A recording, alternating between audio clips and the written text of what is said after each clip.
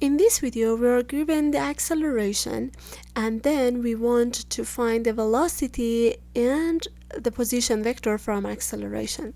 So we want to basically recover velocity, then position from acceleration.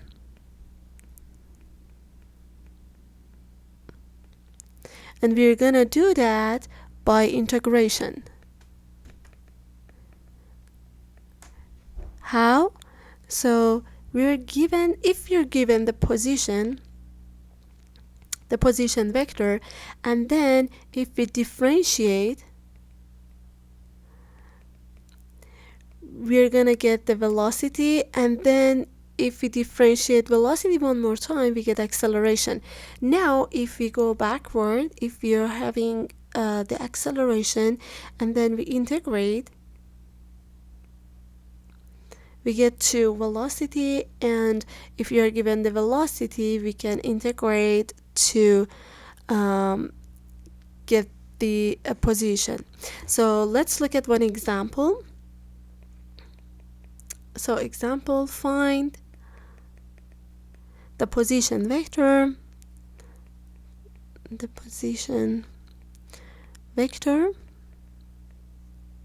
of an object with a of t equals to 2ti plus sine t j plus cosine of 2tk, where velocity at the 0 is the I vector and the position at 0 is equal to j. Okay, so we are given the acceleration. I need to integrate to get to velocity and then integrate one more time to get to the position. Let's see how we should do it. So the solution, I'm gonna write the acceleration as the component 2t sine t and cosine of 2t. Then I'm gonna say that the velocity is the integral of a of t dt, which would be what? Which would be the integral of 2t dt, the integral of sine t dt, and the integral of cosine of 2t dt. Okay, so the first one, the integral of 2t would be t squared plus a constant c, and then the integral of sine t, the antiderivative of sine is negative cosine t plus a constant c, and the last one, cosine of 2t, if you let me give you a recall for that. The integral of cosine of any number t dt would be sine of the number t divided by the number plus c. Since if I differentiate that, I get a, which would be cancelled out with the a that I have on the denominator, cosine of at. So, and here I have 1/2 sine of 2t plus c.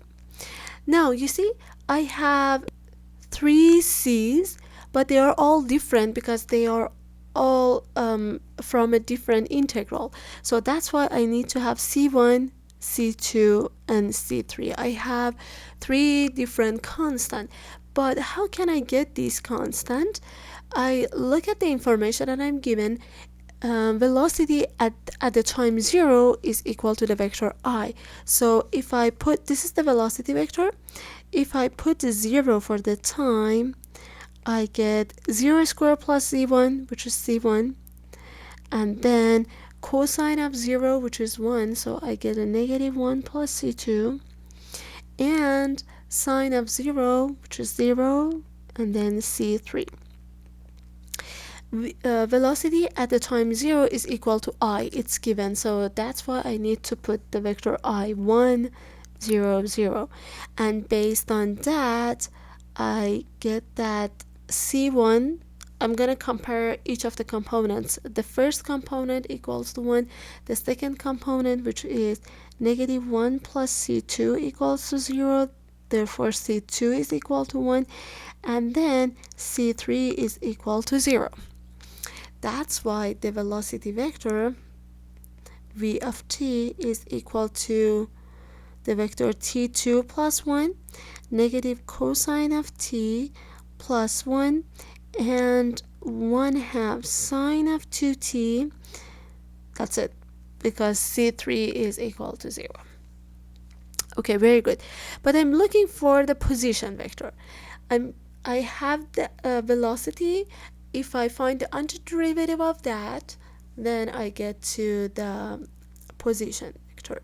So let's write r of t is equal to the integral of v of t dt,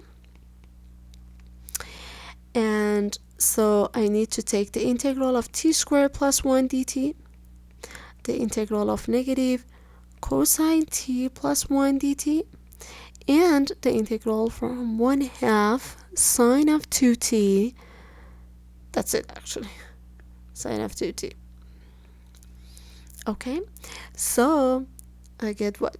The integral of t squared is t cubed over 3 plus t plus a constant c, and then the integral of negative cosine is negative sine t, and then the integral of 1 is just t, so plus t, and then 1/2 sine of 2t is 1/4 cosine of 2t, and then a negative plus c.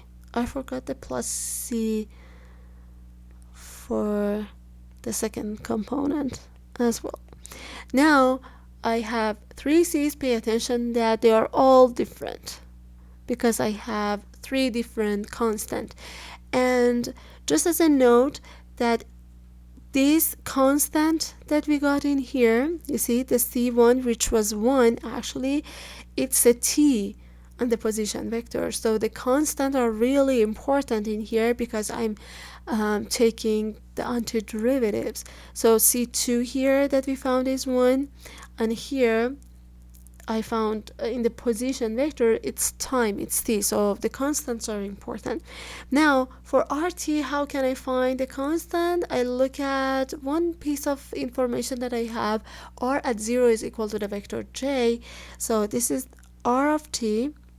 Now R at 0 is equal to C1, and then sine of 0 plus 0, which is 0, so C2, and then cosine of 0 is 1, so negative 1 over 4 plus C3, and it's equal to the vector j, 0, 1, and then 0. And based on that, I just compare component wise. C2 is equal to 1, and then negative 1/4 plus C3 is equal to 0, meaning that C3 is equal to 1 over 4, and that's why R of t would be equal to t cubed over 3 plus t plus c1. C1 is actually 0, and the second component is negative sine t plus t, and then c3 is equal to 1, and then the third component, negative 1 over 4 cosine of 2t plus c4, which is c3, which is 1 over 4. Okay, that's how we get the position vector, by taking the antiderivatives twice.